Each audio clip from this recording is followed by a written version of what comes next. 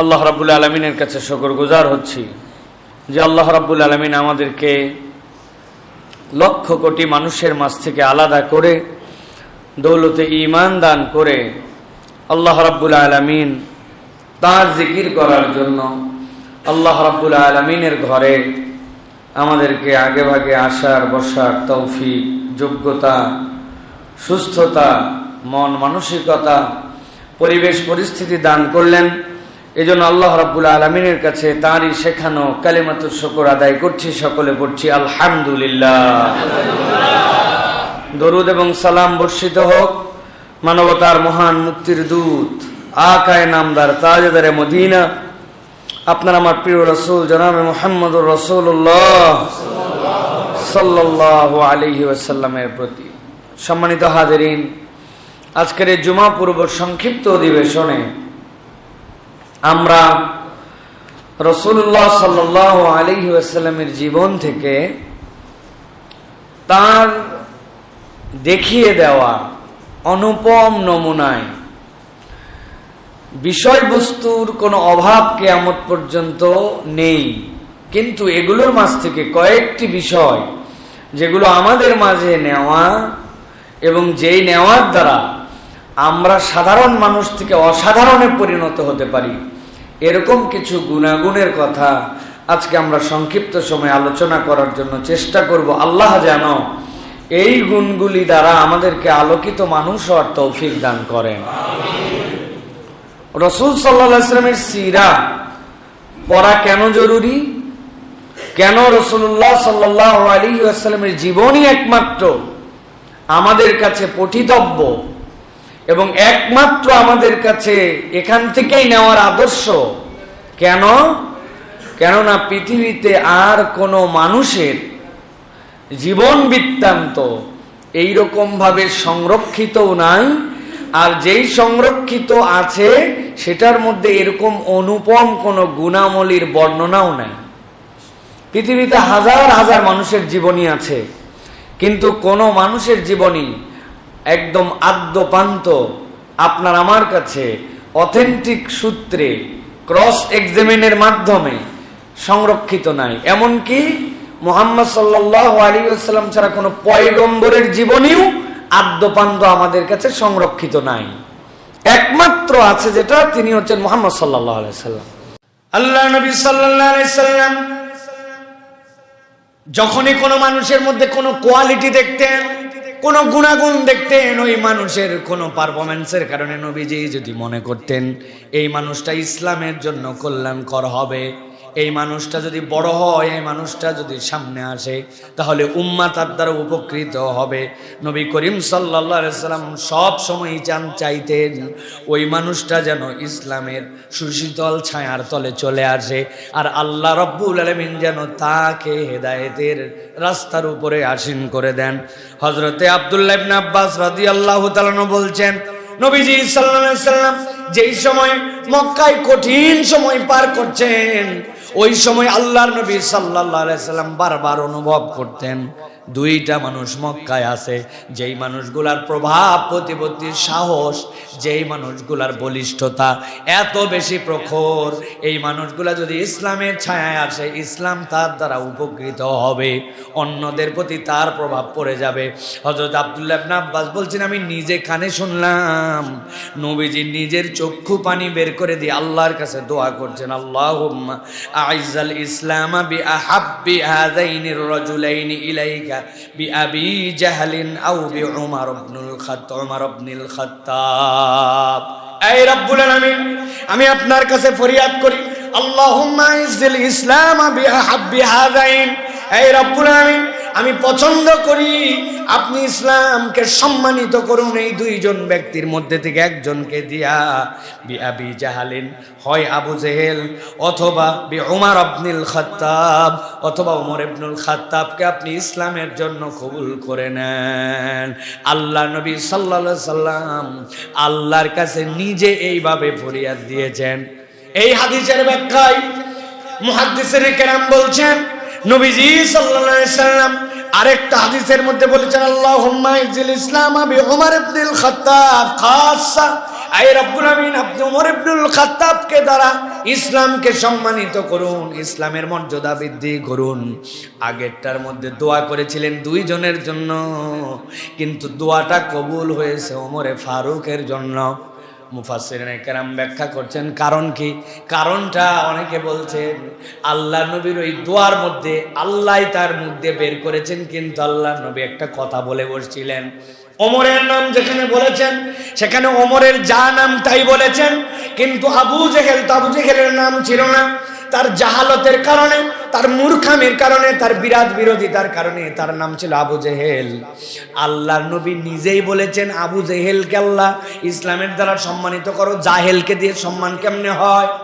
আল্লাহ রাব্বুল আলামিন এই জন্য নবীজির মুখ নিঃসৃত ওমর ইবনুল ফারুক রাদিয়াল্লাহু তাআলা আনহুর জন্য দোয়াটা কবুল করে নিয়েছেন।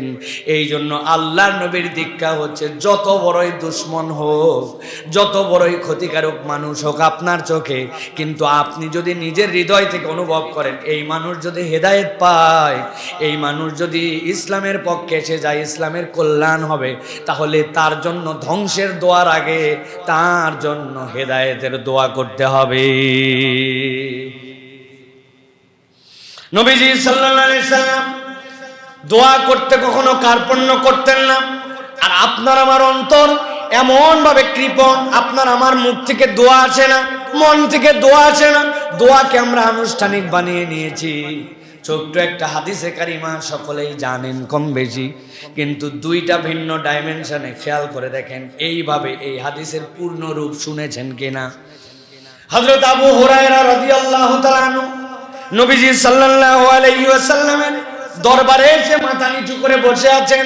নবীজি বুঝতেন আবু হুরায়রা চঞ্চল প্রকৃতির মানুষ, তরুণ একজন মানুষ, কিশোর একজন মানুষ, সব সময় হাস্যোজ্জ্বল চেহারা নিয়ে থাকে। নবীজি জিজ্ঞাসা করেছেন, একটা সাহাবীর মুখ মলিন, এটাও নবীজি খেয়াল করেছেন। আবু হুরায়রা ব্যাপার কি?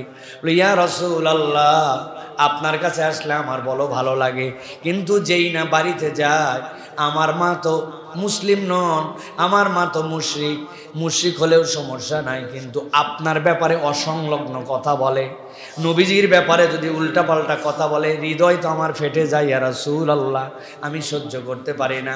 নবীজি সাল্লাল্লাহু আলাইহি ওয়াসাল্লামকে আবু হুরায়রা বললেন, ইয়া রাসূলুল্লাহ, আপনি আমার মায়ের হেদায়েতের জন্য একটু দোয়া করেন। নবীজি সাল্লাল্লাহু আলাইহি ওয়াসাল্লাম এক মুহূর্ত দেরি করলেন না। তার সাহাবীর মুখ মলিন আর তার সামনে নবীর ব্যাপারে বাজে কথা বলে, আল্লাহ নবীর সাথে সাথে দোয়া করলেন, আল্লাহুম্মা ইহদি উম্মা আবি হুরায়রা, আয় আল্লাহ, আবু হুরায়রার মার জন্য আপনি হেদায়েতের রাস্তাটা সহজ করে দেন। আবু হুরায়রা রাদিয়াল্লাহু তাআলা নবীজির দোয়া শোনার পরে তার বাড়ির দিকে রওনা হয়ে গেলেন। আবু হুরায়রা রাদিয়াল্লাহু তাআলা নিজে মুখে বলছেন, আমি যখন বাড়িতে পৌঁছানোর পরে দেখি দরজাটা বাহির দিয়ে লাগানো, আর ভিতর দিয়ে আমার মায়ের গোসল করার শব্দ আমি শুনতে পাচ্ছি, এবং তাড়াহুড়াও তিনি করছেন। গোসল করার পরে তাড়াহুড়া করে কাপড় পরলেন, কাপড় পরার পরে দরজা খুলে আবু হুরায়রা যখন ভিতরে গেছেন, সাথে সাথে আবু হুরায়রাকে বলছো, আবু হুরায়রা, আমার মনের মধ্যে ভিন্ন রকম একটা ইচ্ছা এখন জেগেছে, আমি আর দেরি করতে চাই না, তুমি আমাকে এক্ষুনি শাহাদা পাঠ করায় মুহাম্মাদের দলভুক্ত করে না। হযরত আবু হুরায়রা তাকে সাথে সাথে পড়িয়েছেন, আশহাদু আল্লা ইলাহা ইল্লাল্লাহ ওয়া আশহাদু আন্না মুহাম্মাদান আবদুহু ওয়া রাসূলুহু। নবীজির দোয়া কবুল হয়ে গেছে। হযরতে আবু হুরায়রার চেহারা চকচক করতে শুরু করেছে, আনন্দে উদ্বেলিত হয়ে বলছে, মা, তুমি আমার কাছে হেদায়েত এনেছো, কিন্তু চলো নবীর দরবারে। এখন মাকে টানতে টানতে নবীজির দরবারে নিয়ে আসছেন হযরত আবু হুরায়রা। আনার পরে বলছি, ইয়া রাসূলুল্লাহ, আপনি দোয়া করেছেন, আমার মার সাথে সাথে ঈমান এনে ফেলেছে, এই যে আমার মা, এই যে আমি, কিন্তু ইয়া রাসূলুল্লাহ, নবীজিও খুশি, আল্লাহ রাব্বুল আমিন তার দোয়া কবুল করেছেন। নবীজি ক্রেডিট নিজের উপরে নিলেন না, বলেন আল্লাহর প্রশংসা করো, আল্লাহ রাব্বুল আমিন হেদায়েত দিয়েছেন, খুশি হও, আল্লাহর প্রশংসা করো। হযরত আবু হুরায়রা আলহামদুলিল্লাহ বললেন, বলার পরে বলেন, ইয়া রাসূলুল্লাহ, আমার আরেকটা দোয়া লাগবে, আপনার কাছে একটু দোয়া করেন। কি দোয়া? বলে, ইয়া রাসূলুল্লাহ, আপনি দোয়া করেন আমার মা এবং আমি যেন মুমিনদের কাছে প্রিয় পাত্র হয়ে যায়, আমার মাকেও যেন মুমিনরা ভালোবাসে, আবার আমাকেও যেন মুমিনরা ভালোবাসে। সুবহানাল্লাহ। মুড যখন ভালো থাকে, আপনার পরিবেশটা সুন্দর, এমন আপন কথা বলে দিয়েছেন যেই দোয়াটা কবুল হয়ে যায় আল্লাহর কাছে। নবীজি হেসে দিলেন, দেওয়ার পরে আল্লাহর কাছে দোয়া করতে শুরু করলেন সাহাবীদেরকে সামনে নিয়ে, আল্লাহুম্মা হাব্বিব উবাইদাকা হাযা, আয় আল্লাহ এই ছোট্ট গোলাম আবু হুরায়রাকে আপনি প্রিয় বানায় নেন আপনার, ইয়ানি আবু হুরায়রা ওয়া উম্মাহু ইলা ইবাদিকাল মুমিনিন ওয়া হাব্বিব ইলাইহিমুল মুমিনিন। আয় আল্লাহ মুমিনদের কাছেও তাদের ভালোবাসার পাত্র বানায় দেন, আর তাদের হৃদয়ের মধ্যেও যেন মুমিনদের ভালোবাসা ঢুকে যায়। আল্লাহ নবীর এই দোয়ার সাথে সাথে আল্লাহ এমন ভাবে কবুল করলেন, কিয়ামত পর্যন্ত 5374টা হাদিস রিওয়ায়াত করে গেছেন। মুমিনরা নবীর মুখ নিঃসৃত যে কোনো বিষয়ের কিছু যদি খুঁজতে চায়, আবু হুরায়রার নাম নেওয়া ছাড়া উপায় নাই। 5374টা হাদিস এক ব্যক্তি রিওয়ায়াত করছেন। আপনি যে সাবজেক্টে খুঁজেন 10 জন সাহাবী থাকলে আবু হুরায়রাও তার মধ্যে আছেন। মুমিন বলবে ক্বালা রাসূলুল্লাহ সাল্লাল্লাহু আলাইহি ওয়াসাল্লাম, আর তার আগে বলবে না আনা আবি হুরায়রাতা, এটা সম্ভব নয়। আল্লাহ তার এবং তার মাকে এমন পছন্দ করছেন, সুবহানাল্লাহ। দোয়া করায় নিছেন যে কল্যাণের দোয়া, উত্তম দোয়া নবীজি কখনো কমতি করেন নাই। কার আমার ছেলেটা সফল হতে পারে নাই, আরেকজনটা আগায় গেছে, আমার মনের মধ্যে আইরি দুঃখ কষ্ট, আমি আর দোয়া করতে চাই না কারো সফলতার দোয়া, কেউ সফল হোক, কল্যাণকামী হোক, এই দোয়া আমার মন থেকে আসে না। নবী করিম সাল্লাল্লাহু আলাইহি ওয়াসাল্লামের প্র্যাকটিস এটা ছিল না প্রিয় ভাইরা। এই জন্য আপনাদেরকে সব সময় আমাদেরকে অপরের কল্যাণের দোয়ার সাথী হতে হবে, যে আমি মানুষের কল্যাণের দোয়া করবো। রে ভাই, আল্লাহরা বলবেন বাংলাও বোঝে, ইংরেজিও বোঝে, সব দোয়া খালি বাংলায় করতে হয়, বিষয় এরকম নয়। আর কোন সময় কোন দোয়া কবুল হয় রব্বুল আলামিন কেবল জানেন। এই জন্য গুরুত্বপূর্ণ সময়গুলিতে, যেগুলো দোয়া কবুলের যে গুরুত্বপূর্ণ সময়, এই সময়গুলিতে বড় বড় কিছু চেতে হয়। শাইখুল হাদিস আল্লামা আজিজুল হক রহমতুল্লাহ আলাই, তার থেকেও বর্ণনা আসছে, খতিব ওবাইদুল হক রহমতুল্লাহ আলাই, তাদের থেকেও আসছে। উনি হারাম শরীফে ছিলেন, মসজিদে হারামে কোনো এক সময় ইফতারের আগ মুহূর্তে ছিলেন। ওই সময়টা গুরুত্বপূর্ণ না দোয়া কবুলের জন্য। তো উনার সামনে অনেক খাবার আসছে, উনি বলছেন আহারে, এগুলো খাবারের সাথে যদি একটা কাঁচা মরিচ হতো, লঙ্কা, কাঁচা মরিচ আছে না আমাদের বাঙালিদের, মুড়ি মাখা, তারপরে ছোলা, এগুলো হলে একটা পেঁয়াজ মরিচ হলে আমাদের ফ্লেভার হয়। তো উনি বলে বসছেন হুট করে, আরে একটু যদি একটা লঙ্কা হতো তাহলে দারুণ হতো। এই কথা বলছেন, বলে ভুলেও গেছেন। আবার উনি বলতেছেন আমি হারাম থেকে বেরিয়েছি নামাজ পড়ে, দেখি এক পাকিস্তানি মাথার মধ্যে এত বড় এক ডালি নিয়ে ভর্তি মরিচ নিয়ে বলছে, জিসকো লঙ্কা চাইয়ে यहाँ से लीजिए लीजिए लीजिए हाजी साहब लीजिए, যার যার মির্চি চাইয়ে लीजिए, যার যার মরিচ লাগবে মাথার মধ্যে আছে, হাজিরে একটা দুটা করে নিয়ে যান। উনি এইটা দেখে হাউমাউ করে কাঁদতে শুরু করছেন। লোকজন বলছে যে হুজুর, আপনি না কিছুক্ষণ আগে বললেন, আর এখন লঙ্কা হাজির, আপনি আবার কাঁদতেছেন? বলে আরে আমি তো কপাল দেখে কাঁদতেছি, ওই সময় কি লঙ্কা চাওয়ার কথা আমার? আল্লাহ কবুল করে একটা মরিচ পাঠাইছেন, কিন্তু এমন মুহূর্ত ছিল আমি আল্লাহর কাছে আরো বড় দোয়া করলে আল্লাহ হয়তো কবুল করে নিতেন। হৃদয়ের মামলা। আমার জীবনেও এরকম ঘটনা আছে। আরাফাতের ময়দান থেকে উঠছি বাসে, মুরব্বীদেরকে সবাইকে বাসে ঢুকাই দিয়েছি, মুজদালেফায় যাব, 10-12 বছর আগের কথা। ছাদের উপরে উঠছি কোন রকমে, রাস্তা কম কিন্তু যেতে অনেক সময় লাগে মুজদালেফায় পৌঁছাতে। এখন আমাদের সাথে যারা আছে রাজশাহী অঞ্চলের বেশিরভাগ মানুষ, এগুলো বেশিরভাগ মানুষ পান খাওয়া পছন্দ করে। রাজশাহীর মানুষ, রাজশাহীর পানের স্বাদও যেরকম, এদিককার মানুষ পান খাওয়াও জানে এত সুন্দর করে। ঢাকার মতো এরকম মূর্খ পান খাওয়া না, পানের মধ্যে চুন না লাগায় ঢাকাতে যে পান দিয়ে দেয়, আমাদের ওই উত্তরবঙ্গে হলে থাপড়ার দাঁতের মাড়ি পর্যন্ত ফালায় দিলে। ব্যাককল কোথাকার, এটা আবার কেমনে পান খাওয়া? পানে সুন্দর করে কাটবে, বোটা ফালাবে, পান চুন লাগাবে, খয়েল লাগাবে, এরপরে ভিতরে কালো জিরা দিবে, মশলা দিবে, প্যাট, আর এই জায়গায় এক প্যাঁচ দিয়ে সুপারি একটা ভিতরে পুশ করাই দিয়ে এরপরে তুমি যা পারে। ছাগলও, উত্তরবঙ্গের ছাগলও এই পান খাবে না, ওদিকে ছাগলেরও স্ট্যান্ডার্ড আছে। এখন আমাদের যেগুলো পান খায়, যাই হোক, এক এক দেশের এক এক নিয়ম, এটা কাউকে ছোট করার জন্য বলছি না। এখন উপরে ওঠার পরে কেউ কেউ বলতেছে এত লম্বা সফর, ছাদের উপরে উঠে গেলাম, গরম অনেক, ইস একটু যদি পান থাকতো সারা রাত পার করে দেওয়া যেত। বিশ্বাস করেন এর 5-7 মিনিটের মধ্যেই মাওলানা সারোয়ার নামে একজন আমাদের হাটহাজারি ফারেক, আমাদের এক চাচা, ছাদের উপরে আমাদের সাথে বাসে আছে, নিচ থেকে একজন এসে ডাকতেছে, এই সরোয়ার, সরোয়ার, এই সরোয়ার। চাচা নিচে তাকায় দেখে উনার বড় ভাই, উনি সৌদি আরবে কাজ করে, উনি হজের জন্য আসছে। আসার পরে বলছে, সরোয়ার তুই কে নিচে আয়। বলে কেন নিচে যাবো?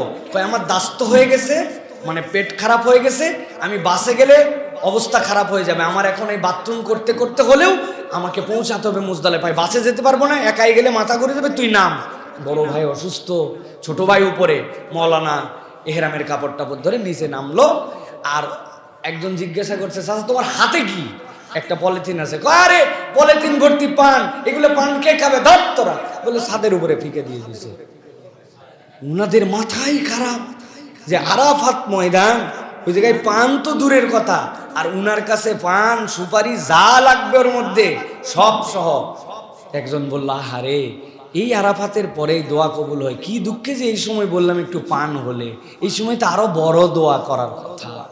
প্রিয় ভাইরা, দোয়া বান্দার জীবনে বিরাট নিয়ামত, এটাকে কখনো ছোট করা না করা, আমি করলে হবে, উমুকি করলে হবে না, এরকম ভাবার কোনো কারণ নাই। আল্লাহ কোন সময় বান্দার দোয়াটা কবুল করে নেবেন। এই জন্য মন যখন ভালো থাকে, মানুষের যখন খুশ মেজাজ থাকে, মানুষ যখন একটা মুডে থাকে, দোয়াটা ওই সময় নিয়ে নিতে হয়। এটা সাহাবায়ে কেরাম বুঝতেন। নবী করিম সাল্লাল্লাহু আলাইহি সাল্লামের কাছে দোয়া এই জন্য চেয়ে বসতেন, নিজেরা দোয়া করতেন। আল্লাহ রাব্বুল আলামিন এই দোয়ার বরকতে মানুষের ভাগ্য পরিবর্তন করে। আমাদের টার্গেট হবে অমুক মানুষটা, তমুকটা, এই ব্যক্তিটা আমি যদি মনে করি ইসলামের জন্য কল্যাণকর, উনাকে জানানোর দরকার নাই, আল্লাহর কাছে আমরা তার জন্য দোয়া করব, পারবো না ইনশাআল্লাহ।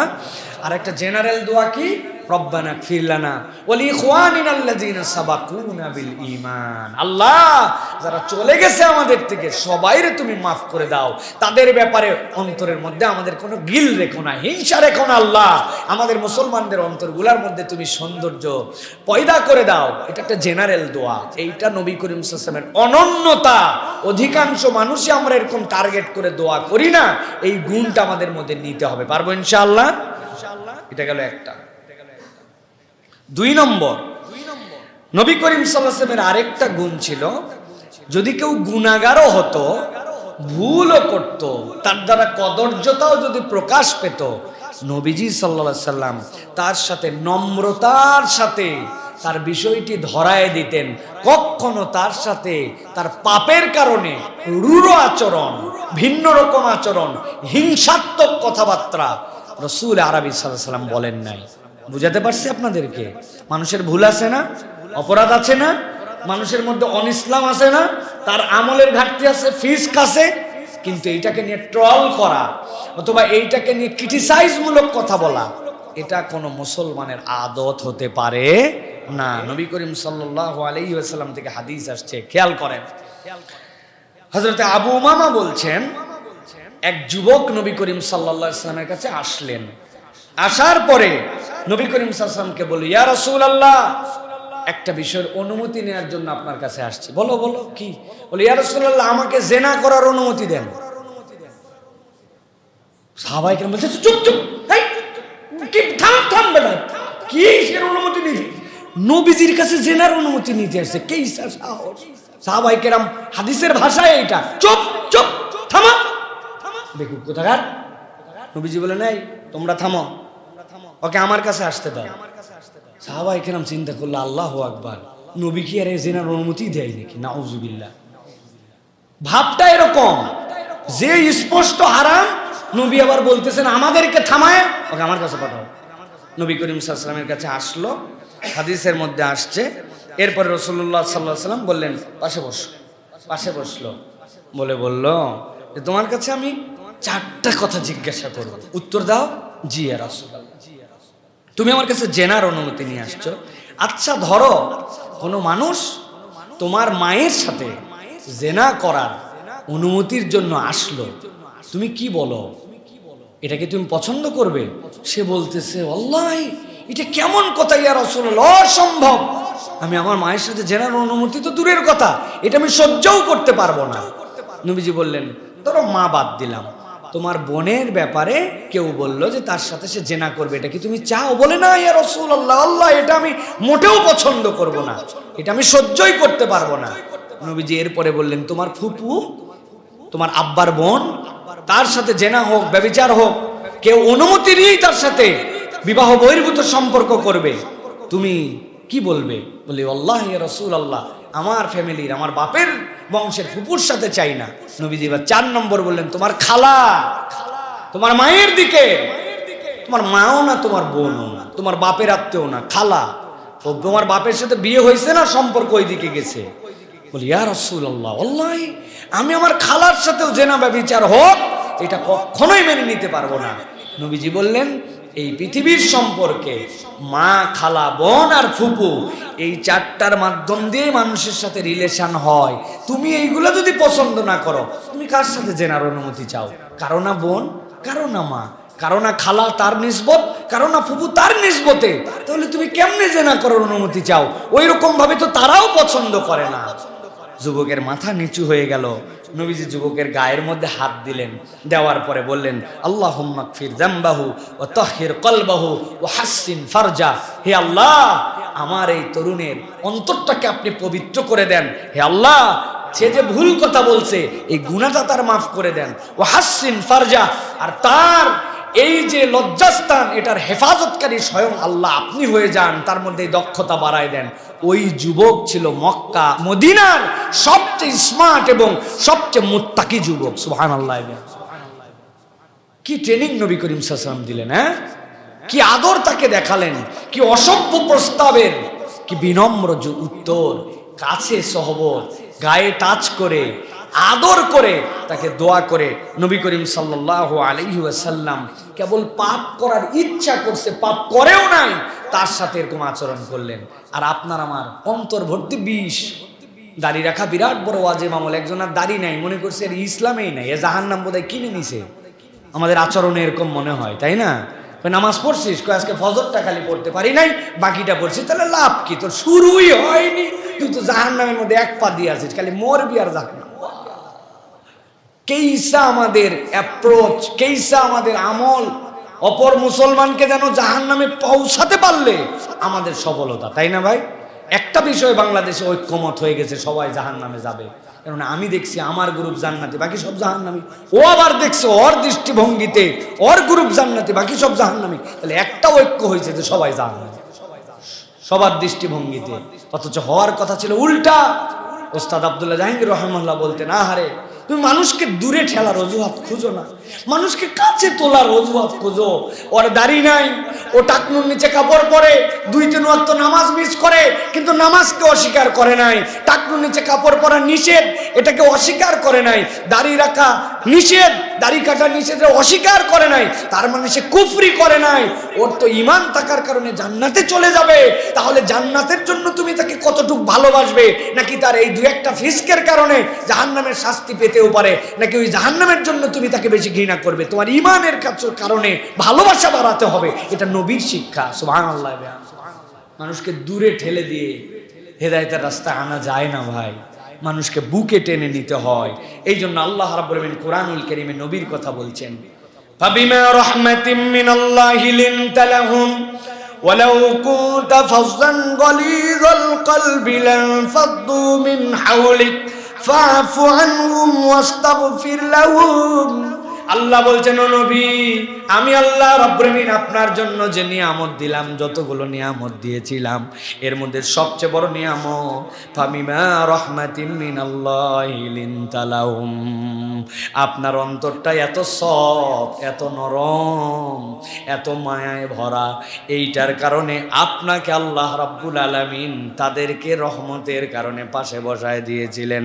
ওয়ালাউ কুনতা ফাজ্জান গালিজাল কলব, আপনি যদি কড়া তবিয়তের মধ্যে হতেন, আপনার অন্তর যদি শক্ত হতো, লান ফাদ্দু মিন হাওলিক, মক্কায় যে পরিমাণ পাপাচার তাদের মধ্যে ছিল, ছোট্ট ঘটনা নিয়ে যুদ্ধ করত, এরা এতিম মারা গেলে এতিমের সম্পদকে গ্রাস করে নিত, নিজের সন্তানকে জীবন্ত প্রতিহিত করে দিত, এরা ঘটনা অঘটনায় ডাকাতিকে নিজেদের পেশা বানায় নিয়েছিল, আল্লাহর ঘরে বিবস্ত্র মূর্তি, উলঙ্গ মূর্তি রাখতেও লজ্জা বোধ করতো না।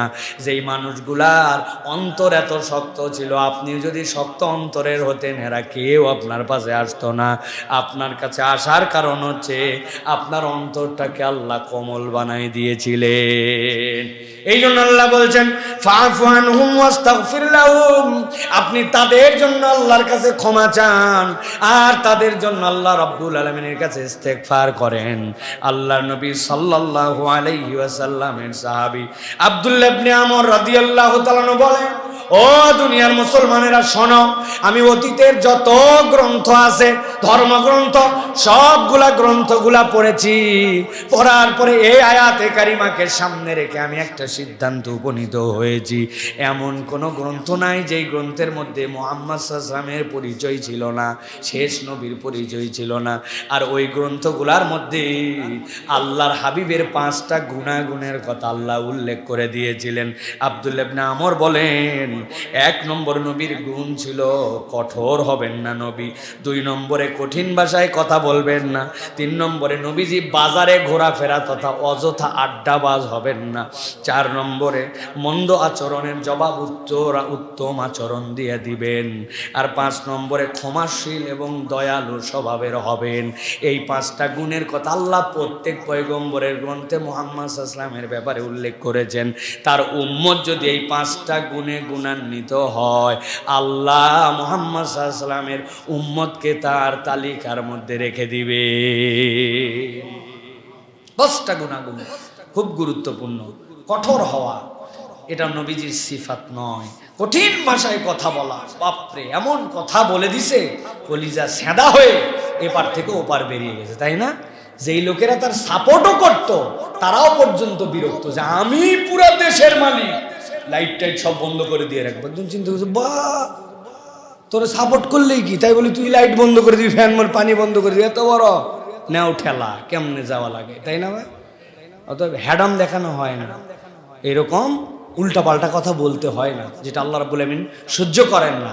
আমিত্ব যেন না আসে, আমি দিয়েছি, আমি করেছি, মানে আমি সব ফ্যাক্টরি, আমি, এইটা আল্লাহ রাব্বুল আমিন পছন্দ করেন না। এই সভা বাজারে ঘোরাফেরা, অযথা আড্ডাবাজি, নবীওয়ালা চরিত্র না, বিনা কারণে ফাও কোনো কারণ নাই। এই যে ভবঘুরা, এটা নবীওয়ালা স্বভাব নয়।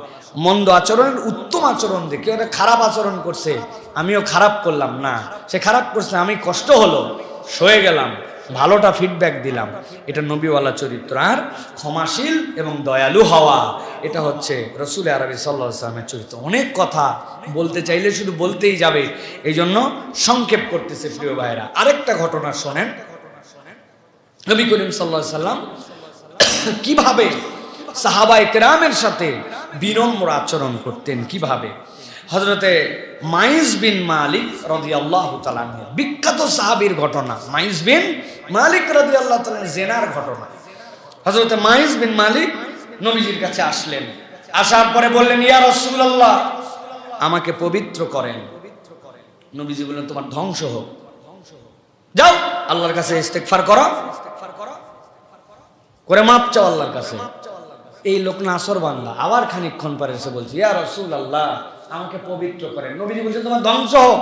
এই ধ্বংস মানে ওই ধ্বংস না, আমরা বলেন শর্ত সর, তো ওইটা নবী করিম সাল্লাল্লাহু আলাইহি ওয়াসাল্লামের স্টাইল ছিল ভাষা। তোমার ধ্বংস হোক, আমার কাছে কেন পবিত্র করে আসতে হবে, আল্লাহ পবিত্র করে, যাও আল্লাহর কাছে ইস্তেগফার করো। সে নাসর বান্দা 3 নম্বরে বলছে, ইয়া রাসূলুল্লাহ, আমাকে পবিত্র করেন। নবীজি বলছেন, আচ্ছা কথা তো বললাম, আল্লাহর কাছে তওবা করো, আল্লাহ সব মাফ করে দেয়, আমার কাছে কেন? বলি, ইয়া রাসূলুল্লাহ, ঘটনা আছে। বলে কোন অপরাধ থেকে পবিত্র করব তোমাকে? বলে ইয়া রাসূলুল্লাহ, আমি জেনা করে ফেলেছি, আমার জেনা থেকে আপনি আমাকে পবিত্র করেন। নবীজি বলেন, এই এর কি মাথা ঠিক আছে? উল্টাপাল্টা কথা বলে। বংশ যারা গোত্রের লোক তাদের কাছে বললেন, ওরা বলছে ইয়া রাসূলুল্লাহ, উনি তো অসংলগ্ন আচরণ করে না, ওনার মাথা ঠিক আছে। নবীজি পার করে দেওয়ার জন্য, কাটায় দেওয়ার জন্য নবীজি বললেন। এরপর নবীজি বললেন, ও নিশ্চয় ফিস্ক করছে, মদ খেয়ে ফেলছে। মদ না খেলে এরকম কথা বলে নাকি কেউ? দুইজন লোক লাফ দিয়ে উঠে যায়, তার মুখের মধ্যে নাক দিয়ে শুকলো, শুকে বলে ইয়া রাসূলুল্লাহ, উনি মদও পান করে নাই। নবী করিম সাল্লাল্লাহু আলাইহি ওয়াসাল্লাম দেখলেন সাহাবায়ে কেরামের সামনে, তারপরেও সে বলতেছে ইয়া রাসূলুল্লাহ, আমাকে পবিত্র করেন। নবীজির মুখ মলিন হয়ে গেল। নবীজি শেষ পর্যন্ত বললেন, যাও ওকে রজম করো, পাথর নিক্ষেপ করে তার শাস্তি তাকে বুঝায় দাও। সাহাবায়ে কেরাম তাকে টাইনে নিয়ে চলে গেলেন গারকাত বাকি গোরস্থান যেখানে, ওখানে যাওয়ার পরে তারা প্রথমেই পাথর মারেন নাই, তারা প্রথমে হাড্ডি, মাটির ঢেলা এইগুলা তাকে নিক্ষেপ করতে শুরু করলেন। এটাতে তিনি সহ্য করতে না পেরে দৌড় দিছেন। দৌড় দেওয়ার পরে পিছে পিছে সাহাবায়ে কেরামও দৌড় দিছেন। নবীজি যেহেতু তাকে রজম করতে বলছেন, কিন্তু উনার দৌড় দেওয়ার উদ্দেশ্য ভিন্ন ছিল, যে এরা তো আমাকে পাথর মারতেছে না, এরা মারতেছে আমাকে মাটি, ঢেলা, হাড়। কিন্তু নবীজি তো রজম বলতে পাথর বুঝাইছেন। উনি একটা পাথরের প্রান্তরে যায় চুপ করে দাঁড়ায় গেলেন। সকলে তাকে পাথর মারতে মারতে এক পর্যায়ে তিনি পাথরের মধ্যে মিলিন হয়ে গেলেন। তিনি তার রূহ এখান থেকে বেরিয়ে গেল। সাহাবায়ে কেরাম ফেরত আসলেন। আসার পরে নবী করিম সাল্লাল্লাহু আলাইহি ওয়াসাল্লামের কাছে বলতে শুরু করলেন, ইয়া রাসূলুল্লাহ, মাইসকে এখানে আমরা এরকম করছিলাম, সে দৌড় দিল, তারপরে ওই জায়গায় যে দাঁড়ায় গেল, আমরা পাথর নিক্ষেপ করে শেষ করলাম। নবীজি বললেন, যখন সে দৌড় দিল তখন তোমরা ছেড়ে দিলে না কেন? যদি ছেড়ে দিতে, আল্লাহ যদি তার তওবা কবুল করে নিতেন, তোমরা কেন ঘাবড়ায় গেলে? তারপরে সাহাবায়ে কেরাম এই কথা শুনে চুপ করে গেলেন। এই ঘটনা সাহাবায়ে কেরামের জীবনে প্রভাব ফেলে দিল। বাজারে হাটে আলোচনা হতে শুরু করলো। একদল সাহাবী বলতে শুরু করলেন যে তার পাপই তাকে মৃত্যুর দিকে ঠেলে নিয়ে গেছে, যদি পাপ না থাকতো তাহলে মৃত্যু পর্যন্ত যেত না। আরেকদল সাহাবী বলতে শুরু করলেন, না না, ও তো ভালো মানুষ, যেই পাপ দুনিয়ার কেউ দেখে নাই, সে না বললে কেউ জানতোই না, কেউ তার বিপক্ষে অভিযোগও দিতে আসে নাই, তাহলে সে কত বড় ভালো মানুষ। আল্লাহকে ভয় করে সে তওবার নিয়তে এটা করছে, খবরদার এ কথা বলো না। নবীজি 3 দিন কোনো কথা বললেন না, সাহাবায়ে কেরামের সাথে কোনো কথা বললেন না, চুপচাপ নবী করিম সাল্লাল্লাহু আলাইহি ওয়াসাল্লাম একদম চুপচাপ থাকলেন। 3 দিন পরে নবী করিম সাল্লাল্লাহু আলাইহি ওয়াসাল্লাম একদিন এসে দেখলেন সাহাবায়ে কেরামের মধ্যে তখনও এই ঘটনা নিয়ে, মাইজের ঘটনা নিয়ে গুঞ্জন হচ্ছে। নবীজি সকল সাহাবীর দিকে তাকায় বলেন, এই সাহাবায়ে কেরাম, তোমরা তোমার ভাই মাইজের জন্য আল্লাহর দরবারে ক্ষমা প্রার্থনা করো। সবাই ইস্তেগফার করলো, আল্লাহ মাইজকে মাফ করে দাও। এরপরে নবীজি বললেন, তোমরা না বলেছিলে তার মৃত্যু তাকে টেনে নিয়ে গেছে, কেউ বলেছিলে তার তওবা আল্লাহর কাছে গ্র্যান্ড হয়েছে। আমি মুহাম্মদ সাল্লাল্লাহু আলাইহি ওয়াসাল্লাম তোমাদেরকে জানালাম, মাইজ ওই যে ওইখান থেকে দৌড় দিয়ে রজম পর্যন্ত গিয়েছিল, মাইজ যে তওবাটা আল্লাহর কাছে করেছিল, এই তওবাটা যদি পুরা উম্মতের মধ্যে ভাগ করে দেওয়া হতো, এটা যথেষ্ট হয়ে যায়। রাসূলুল্লাহ সাল্লাল্লাহু আলাইহি ওয়াসাল্লাম ছাড় দিতে চেয়েছেন। কেন? কেননা কেউ তো অভিযোগ করে নাই, নিজে নিজে আসছে। নবীজি তার এইটাকে, তারপরেও তার যে অবস্থান, যে সাহাবী তিনি ভুল করে ফেলছেন, তার যেন সম্মানহানি না হয়, এই জন্য আল্লাহ রাব্বুল আলামিন তার জন্য এটার বর্ণনা করলেন। নবী করিম সাল্লাল্লাহু আলাইহি ওয়াসাল্লাম এরপরে তিলাওয়াত করেছেন আয়াতে কারিমা, ওয়াকিমিস সালাতা তারাফাইন নাহার যুলাফাম মিনাল লাইল ইন্নাল হাসানাত ইউযহিবনাস সাইয়্যাত যালিকা যিকরা লিযাকিরিন। আল্লাহ রাব্বুল আলামিন বলছেন, তোমরা রাতের কিয়দাংশ সালাত আদায় করো, তোমরা দিনের শুরু আর রাতের শুরু, ফজর আর মাগরিব, এই দুটা ঠিক রাখো। আর ওয়াতারাফাম মিনাল লাইল, রাতের কিয়তাংশ, ফজরের আগে তাহাজ্জুদ। কোনো ব্যক্তি যদি ফজরকে সংরক্ষণ করে, বিকালের নামাজকে সংরক্ষণ করে আর তাহাজ্জুদের নামাজ পড়ে, আল্লাহ বলছেন ইন্নাল হাসানাত ইউযহিবনাস সাইয়্যাত, তোমাদের যত অপরাধ থাক আল্লাহ ওইগুলাকে দূর করে কেবল দিবেন না, অন্য আয়াতে বলছেন সকল ভুলগুলাকে সওয়াব দ্বারা কনভার্ট করে দিবেন। সুবহানাল্লাহ। এটা নবীওয়ালা চরিত্র, চিন্তা করেন তো। কত বড় পাপ। উনি যদি ঘোষণা দেয় কেউ এসে, তাহলে আমরা তার কি গোষ্ঠী উদ্ধার করে ফেলবো। অথচ রাসূল সাল্লাল্লাহু আলাইহি ওয়াসাল্লাম কত সহনশীল ভাবে ডিল করার চেষ্টা করছেন, ছেড়ে দেওয়ার চেষ্টা করছেন। এরকম হাদিসে আরো প্রচুর নজির আছে। নবী করিম সাল্লাল্লাহু আলাইহি ওয়াসাল্লাম এরকম করে সাহাবায়ে কেরামকে ছাড় দিতেন। এক সাহাবী এসে বলছে, ইয়া রাসূলুল্লাহ, বড় বিপদ। কি বিপদ? বলে, আমি রোজা রেখে আমার স্ত্রীর সাথে, বৈধ স্ত্রী, আমি তো স্ত্রীর সাথে মিলন করে ফেলছি। নবী করিম সাল্লাল্লাহু আলাইহি ওয়াসাল্লাম বলে, এটা তো সাংঘাতিক অপরাধ, কি করতে হবে? বলে, তুমি হচ্ছে একাধারে 60টা রোজা রাখবে। বলি, ইয়া রাসূলুল্লাহ, আমি কেইসা সাহাবী, এক রোজাতেই যে উল্টাপাল্টা করছে, আবার 60 রোজা টানা, এটা আমার দ্বারা সম্ভব? আশ্চর্য কথা, তোমার দ্বারা সম্ভব? তাহলে এক কাজ করো, 60 জন মিসকিনকে 2 বেলা খাওয়াতে বলে। নিজের সংসার চলে না, আবার 60 মিসকিনকে আমি কোথা থেকে খাওয়াবো? কি মুসিবত।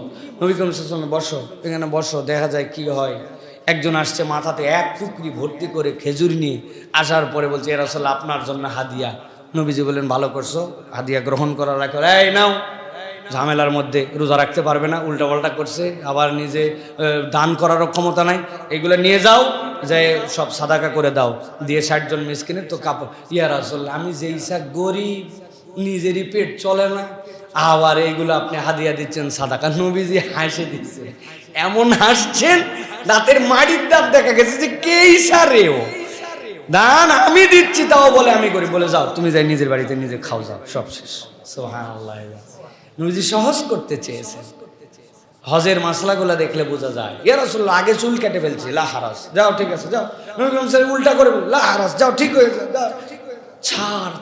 ছাড়, দিনকে কঠিন করতে চান নাই নবী করিম সাল্লাল্লাহু আলাইহি ওয়াসাল্লাম। বেসিকের উপরে ঠিক ছিল, দিনের বেসিক ঠিক, কিন্তু দিনকে কঠিন করতে চান নাই। রাসূল সাল্লাল্লাহু আলাইহি ওয়াসাল্লাম চেয়েছেন তার বেশিরভাগ উম্মত যেন সহজ রাস্তায় মুক্তিটা পেয়ে যায়। সুবহানাল্লাহ। এই জন্য মানুষের জন্য কঠিন করা যাবে না। এবার 3 নম্বর, 2টা বলছি, আরেকটা শোনেন প্রিয় ভাইরা। শিশুদের সাথে রাসূলুল্লাহ সাল্লাল্লাহু আলাইহি ওয়াসাল্লামের কতগুলো ইউনিক ব্যবহার ছিল, এটা আমাদের জন্য খুব জরুরি। আমাদের যারা ছোটরা আসছে আজকে মসজিদে, তাদেরকে অ্যাটেনশন দেওয়ার জন্য বলতেছি। আর ছোটদের যারা আমাদের গাইড আছেন, মুরব্বীরা, তারাও কথাগুলি ভালো করে শুনেন। নবী করিম সাল্লাল্লাহু আলাইহি সাল্লাম শিশুদের সাথে আদর করতেন, কিন্তু শিশুদের সাথে 3টা সম্পর্ক তার গভীরভাবে ছিল। একটা, নবীজি শিশুদেরকে তাহনিক করাতেন। 2 নম্বর, নবীজি শিশুদের সুন্দর নাম রাখতেন। 3 নম্বর, নবী করিম সাল্লাল্লাহু আলাইহি সাল্লাম ছোটদের আত্মসম্মানের দিকে লক্ষ্য রাখতেন। তাহনিক মানে কি? মদিনায় যে কোনো শিশু আসলে নবী করিম সাল্লাল্লাহু আলাইহি সাল্লাম তাকে কাছে ডেকে নিতেন। মদিনার প্রথম শিশু হযরত আসমা রাদিয়াল্লাহু তাআলা আনহার সন্তান, মক্কা থেকে প্রেগন্যান্ট মহিলা কুবায় আসছেন। আসার পরে আব্দুল্লাহ জন্মগ্রহণ করছে, নবীজিকে এনে দেওয়া হয়েছে প্রথম সন্তান। কি আনন্দ! নবী করিম সাল্লাল্লাহু আলাইহি ওয়াসাল্লাম তাকে নিলেন, নেওয়ার পরে বললেন, একটু খেজুর দাও। চিবালেন, চিবিয়ে খেজুর আলাদা করে রাখলেন, রেখে মুখের লালাগুলা আগে বের করলেন, করে তার মুখের মধ্যে দিলেন। লালাগুলা হযরত আসমা বলছেন, আমার সন্তানের পেটে আমার দুধের আগেও নবীজির লালা তার পেটের মধ্যে পৌঁছাইছে। সুবহানাল্লাহ। এরপরে নবীজি তার মুখের মধ্যে সুন্দর করে খেজুরটুকু দিলেন। রাসূলুল্লাহ সাল্লাল্লাহু আলাইহি ওয়াসাল্লাম নাম রাখলেন, তোমার নাম আব্দুল্লাহ। বুখারীর হাদিস। এই সেই বিখ্যাত আব্দুল্লাহ, আল্লাহ রাব্বুল আলামিন যাকে উভয় জাহানের জন্য কবুল করে নিয়েছে। রাসূলুল্লাহ সাল্লাল্লাহু আলাইহি ওয়াসাল্লাম হযরত আবু উবাইদা রাদিয়াল্লাহু তাআলা আনহু তার ছোট্ট শিশুকে নিয়ে আসলেন, কেবল ভূমিষ্ঠ, দৌড়ায় নিয়ে আসছে নবীজির কাছে। নবী করিম সাল্লাল্লাহু আলাইহি ওয়াসাল্লাম উরুর উপরে ফেললেন, এই জায়গায় রাখতেন নবীজি, হয় কাঁধে রাখতেন অথবা উরুর উপরে রাখতেন। উরুর উপরে রেখে নবী করিম সাল্লাল্লাহু আলাইহি ওয়াসাল্লামের আরেকটা ব্যস্ততা এসে গেছে। নবীজি তার সন্তানকে তার হাতে দিলেন। দেওয়ার পরে খানিকক্ষণ পরে যখন মনে হয়েছে, আরে বাচ্চাটাকে তো নিয়েছিলাম, নাম তো দেওয়া হয় নাই, ডাক দিলেন, আবু সাইদ, তোমার বাচ্চা কই? বলি, ইয়া রাসূলুল্লাহ, ওকে বাসায় পাঠাই দিয়েছি। নাম রাখছো? বলি, ইয়া রাসূলুল্লাহ, নাম রাখছি। বলছেন, না, তোমার নাম দিয়ে হবে না, আমি তার নাম রাখলাম মুনজির। ইমাম নববী বলছেন, নবীজি কেন মুনজির নাম রাখলেন? নবীজির এই হাদিসের অর্থে ইমাম নবী বলছেন, মুনজির বিন ওমর, নবী করিম সাল্লাল্লাহু আলাইহি ওয়াসাল্লাম যে বীরে মওনা, নবীজির পক্ষ থেকে যারা গেল তারা নবীজির উট পাহারা দেওয়াতে তাদেরকে হত্যা করে ফেললো। মুনজির বীর ওমর ছিলেন ওই সেনাবাহিনীর প্রধান, আর একই বংশের লোক ছিল। নবীজি বললেন এর নাম মুনজির, আশা করতেছি সে চাচার কুলের আরেকটা মুনজির হিসাবে ইসলামের খেদমত করবে। সুবহানাল্লাহ। এই যে নামের ক্ষেত্রে হিস্ট্রি মনে রাখা, নবীজি তার পরিবারকে একটা সান্ত্বনার বাণী দিয়ে দিলেন, এইটা বাচ্চাদের সাথে ছিল। এটা একটা প্রভাবও। আজগবি নেট থেকে ঘাঁটে ঘুটে যত উতাল পাতাল নাম বের করা যায়, স্মার্ট নাম বের করতে করতে আর কোনো নামই নাই। একটা নামই কেবল রাখা বাকি আছে এখন, শয়তান। কোরআনে আর কোনো নামই নেই। উতাল পাতাল সাহাবীর নাম খুঁজে পায় না, ভাল লাগে না, আনস্মার্ট। আরে সাহাবীর নাম আব্দুল্লাহ, বাপের নাম আব্দুল্লাহ, দাদার নাম আব্দুল্লাহ, আমার ভাতিজার নাম আব্দুল্লাহ, 4 আব্দুল্লাহ। নবী পছন্দ করছে, সমস্যা কোথায়? তারা রাখছে। আর কয় আমার স্বাস্থ্য ভাইয়ের নাম আব্দুল্লাহ আছে ফ্যামিলিতে, যে জন্য রাখা যায় না। ব্যতিক্রম একটা নাম দেন হুজুর, যেই নাম দুনিয়াতে কেউ রাখে না। চিন্তা করা যায়? এই নাম রাখতে রাখতে এখন তো যা ইচ্ছা তাই হয়ে যাচ্ছে। এই জন্য সুন্দর নাম এটা আমাদের জন্য। আবু তালহা আনসারী রাদিয়াল্লাহু তাআলার ছেলে নবীজির কাছে নিয়ে আসলো। এসে দেখে নবী করিম সাল্লাল্লাহু আলাইহি ওয়াসাল্লাম উটের পিঠে তেল লাগাচ্ছেন। উটের যে জায়গাতে হাওদা থাকে ওই জায়গাটা কষ্ট পায়, নবীজি নিজেই উটের পিঠে তেল লাগাচ্ছেন। নবীজি বলেন কি ঘটনা? আবু তালহা বলে ইয়া রাসূলুল্লাহ, আমার বাচ্চা হয়েছে। আরে দাও দাও, তোমার বাচ্চাকে দাও। কোলে নিয়ে বললেন খেজুর আছে? উনি কোমর থেকে খেজুর বের করে নবীজিকে দিছেন।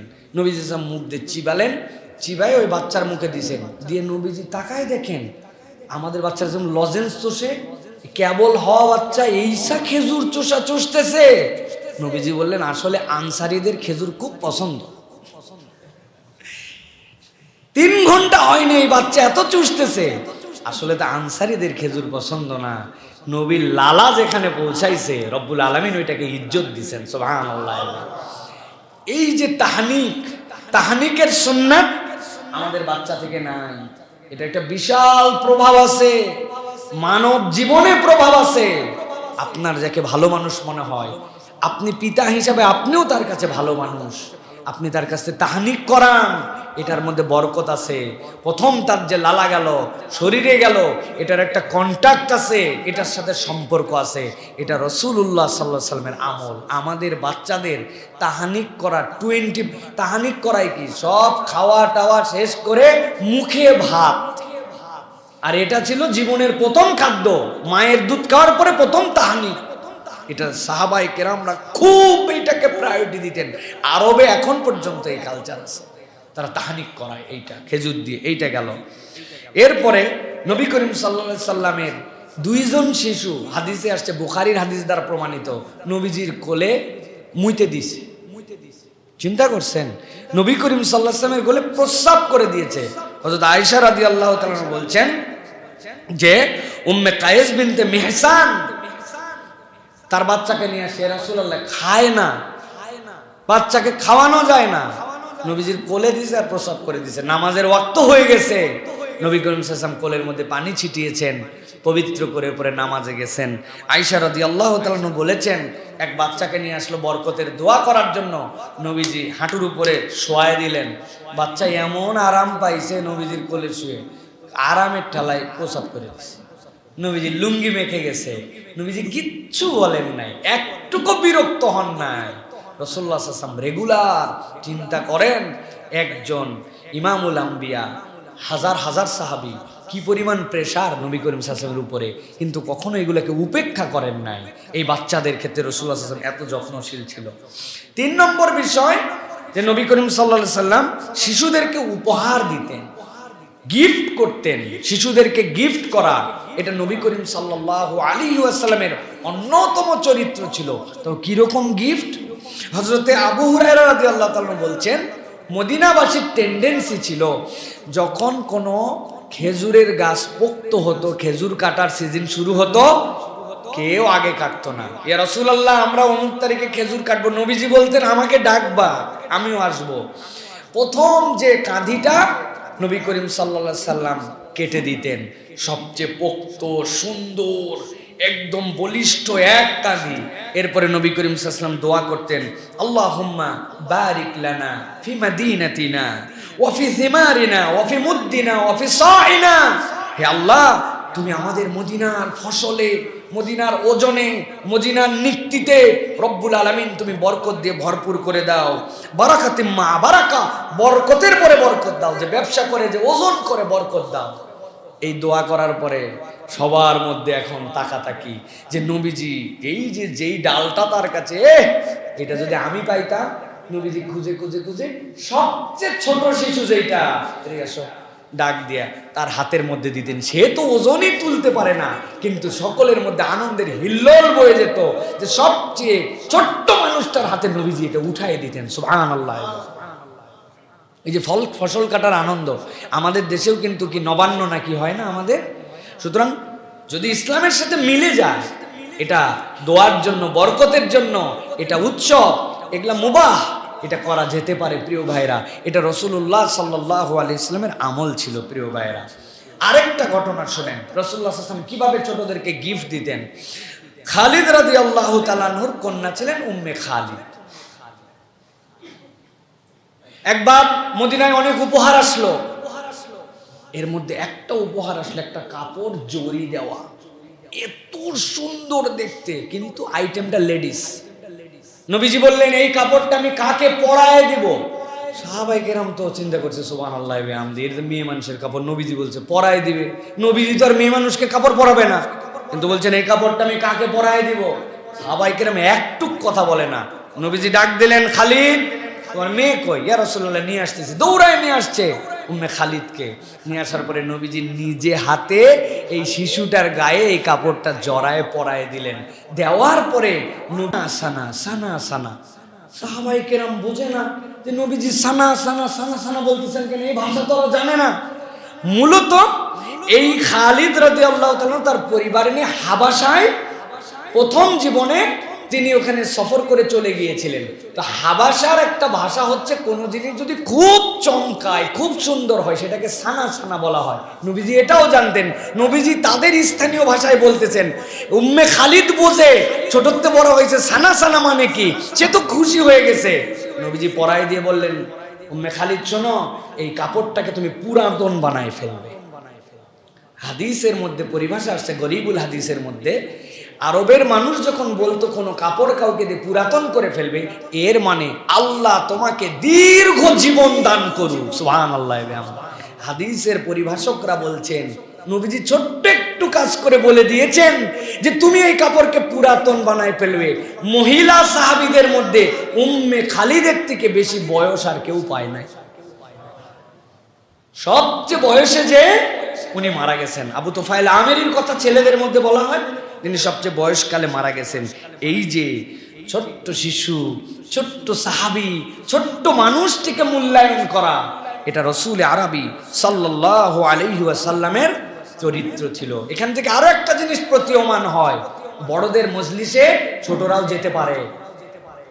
বড়দের মজলিসে ছোটরা ফাও, ছোটদের দাওয়াত দেওয়া লাগে না, ছোটরা অটো চয়েস।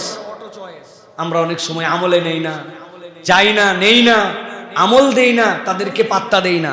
এটা আমাদের চরিত্র হতে পারে না প্রিয় ভাইরা। কত ঘটনা, সুবহানাল্লাহ। হযরত মাহমুদ, একজন সাহাবী আছেন ইতিহাসে, নাম কি বলেন? মাহমুদ রাদিয়াল্লাহু তাআলা। উনি সাহাবী কিনা, সাহাবীদের মধ্যে এই নিয়ে কথা ছিল। বয়সী তার নবী করিম সাল্লাল্লাহু আলাইহি ওয়াসাল্লাম যখন ইন্তেকাল করে গেছেন, কেউ বলতেছেন 4, কেউ বলছে 5, ও কেমনে সাহাবী হইল? হযরত মাহমুদ বলতেছেন, আমার নবীজির সাথে একটা স্মৃতি মনে আছে, এই একটা এভিডেন্সের কারণে তাকে সাহাবী মানা হয়।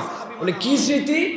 বলে একদিন নবীজির কাছে গেছি, এক বালতি পানি, নবীজি বালতির মধ্যে মুখ দিয়েছেন, মুখ দিয়ে গাল ভরাইছেন পানি দিয়ে, আমার দিকে পিচকারি দিয়ে আমার মুখের মধ্যে নবীজি পানি মারছে, আমার পুরো মুখ মেখে গেছে।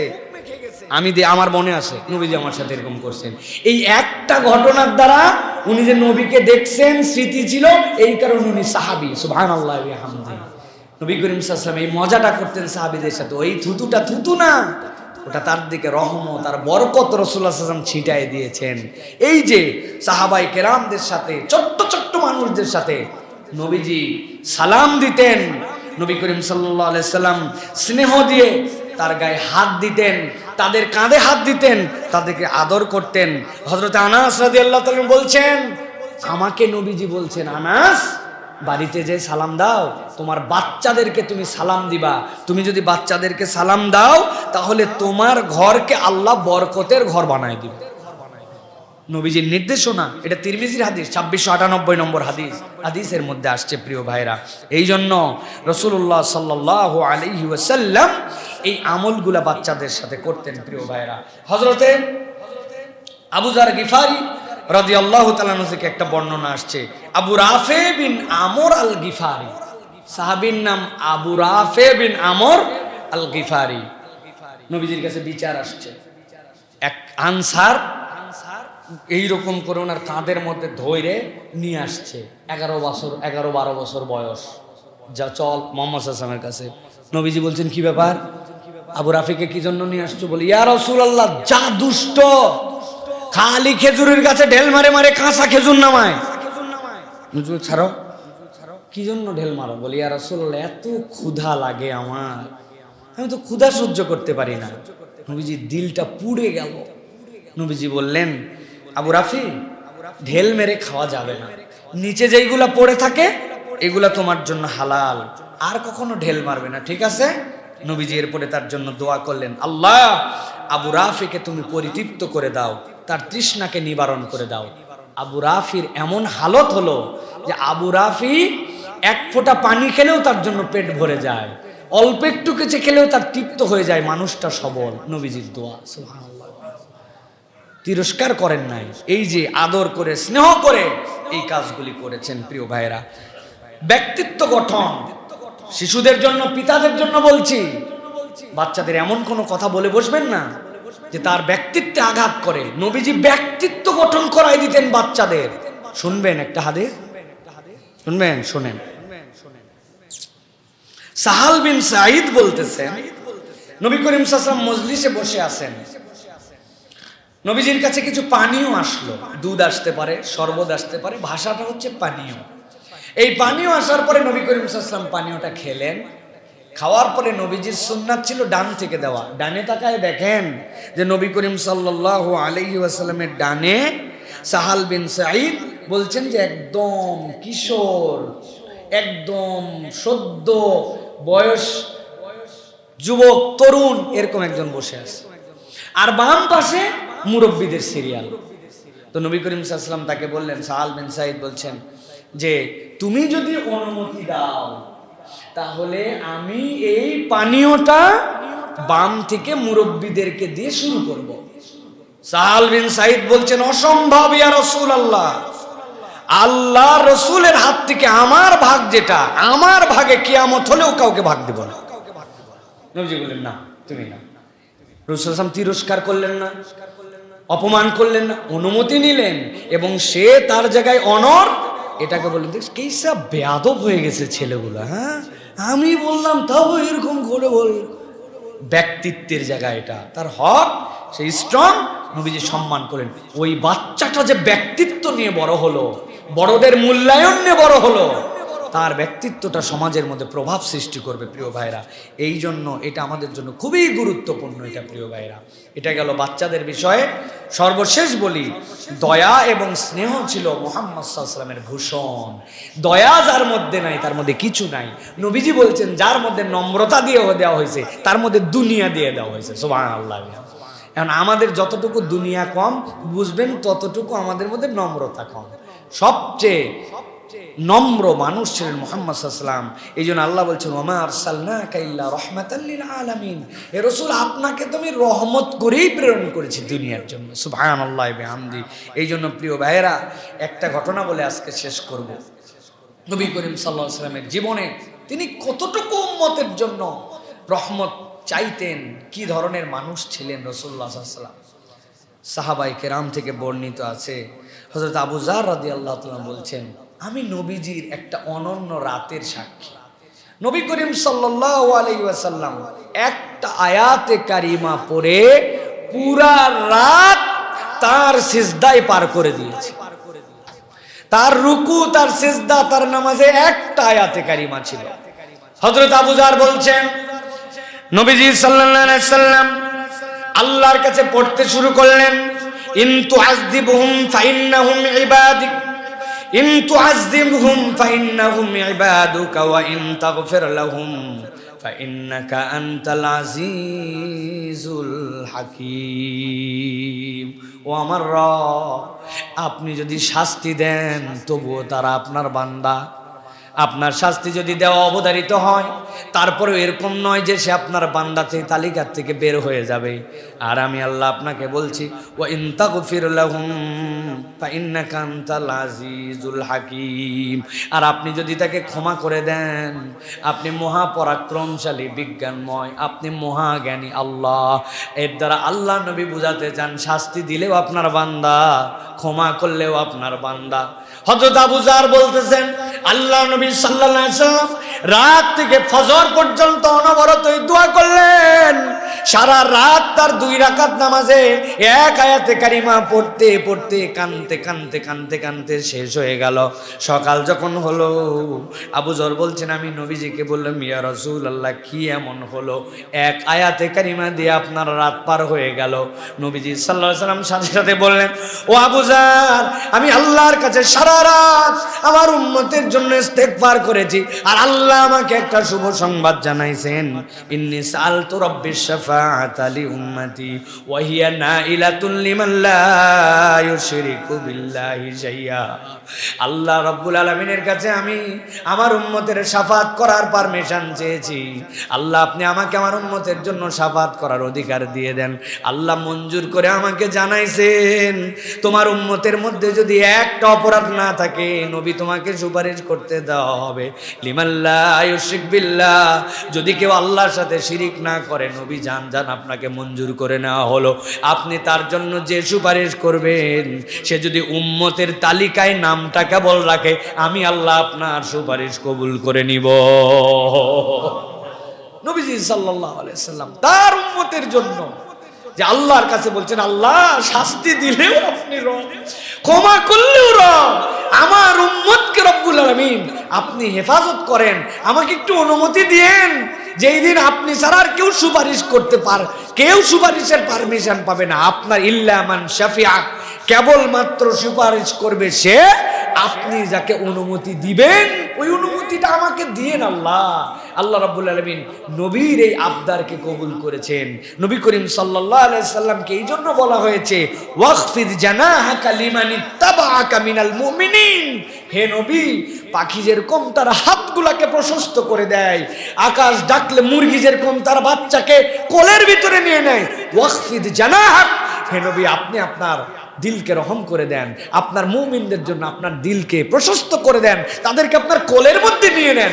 এটার মানে মুমিন যদি কেবল উম্মতে মুহাম্মদীর তালিকায় নাম রাখতে পারে, আল্লাহ তাকে মাফ করে দিবেন। সুবহানাল্লাহ। কিন্তু ওই নবীর দয়াদ্রতা, ওই নবীর গুণ, ওই নবীর কোন কাজ করলে আমি উম্মতের তালিকায় থাকি, আমার কোনো ধারণাই নাই। আমি কেবল মনে করছি শেষ নবীর পরে আসলেই বোধহয় আমি উম্মত হয় না ভাই। যেরকম মক্কায় অবতীর্ণ হলেই কেবল মক্কি সূরা হয় না, মদিনায় অবতীর্ণ হলেই মাদানী সূরা হয় না, ওটার ডেফিনেশন আছে। হিজরতের আগের সব মক্কি, হিজরতের পরে সব মাদানী, হিজরতের পরে নবীজি মক্কায় অবতীর্ণ সূরাও মাদানী। ঠিক একই রকম এটাও মনে রাখেন, নবীর পরে শেষ নবীর পরে আসলেই উম্মতে মুহাম্মদী হয় না। মুহাম্মদ সাল্লাল্লাহু আলাইহি ওয়াসাল্লামের তালিকায় থাকার জন্য আল্লাহর নবীর ক্রাইটেরিয়ায় আপনাকে চলাফেরা করতে হয়। এইটুকু করলে আল্লাহ রাব্বুল আলামিন নবী বলছেন, ইন্নী সাআলতু রাব্বিশ শাফাআতা লি উম্মতি ওয়া হিয়া নাইলাতুল লিমান লা ইউশরিক বিল্লাহি শাইআ। আল্লাহ মঞ্জুর করছে উম্মতের তালিকায় থাকো আর আল্লাহর সাথে শিরিক করো না, আমি মুহাম্মদ সাল্লাল্লাহু আলাইহি ওয়াসাল্লাম তোমার জন্য সুপারিশ করব। সুবহানাল্লাহ।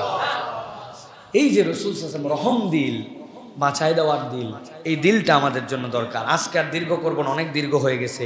তাহলে দয়া, স্নেহ, এটা আমাদের ভূষণ হবে। বাচ্চাদের সাথে আমাদের চমৎকার আচরণ করতে হবে। রাসূলুল্লাহ সাল্লাল্লাহু আলাইহি ওয়াসাল্লাম যেটা বলেছেন, 2-3টা দিকের কথা এর মধ্যে বলেছি, আমাদের বাচ্চা কাচ্চার এই ক্ষেত্রে খবর রাখতে হবে। এরপর আরেকটা কথা বলেছি, রাসূলুল্লাহ সাল্লাল্লাহু আলাইহি ওয়াসাল্লাম গুনাহগার হলেও নম্রতার সাথে দাওয়াত দিতেন। আর প্রধানত যেটা বলেছি, ভালো এবং যোগ্য মানুষদের জন্য রাসূল আরবি সাল্লাল্লাহু আলাইহি ওয়াসাল্লাম রেগুলার দোয়া করতেন। এই গুণাগুণগুলা, গুণের তো কোনো শেষ নাই, যেটা বলেছি নবী করিম সাল্লাল্লাহু আলাইহি ওয়াসাল্লামের, কিন্তু এই গুণাগুণগুলা আমাদের হৃদয়ে ধারণ করার জন্য চেষ্টা করতে হবে। পারবো ইনশাআল্লাহ? আর ওয়াদা করেছেন আপনারা যে নবী করিম সাল্লাল্লাহু আলাইহি ওয়াসাল্লামের জীবনী পড়বেন। আল্লাহ রাব্বুল আলামিন যেন নবীজি সাল্লাল্লাহু আলাইহি ওয়াসাল্লামের জীবনী আমাদেরকে পাঠ করার তৌফিক দান করেন।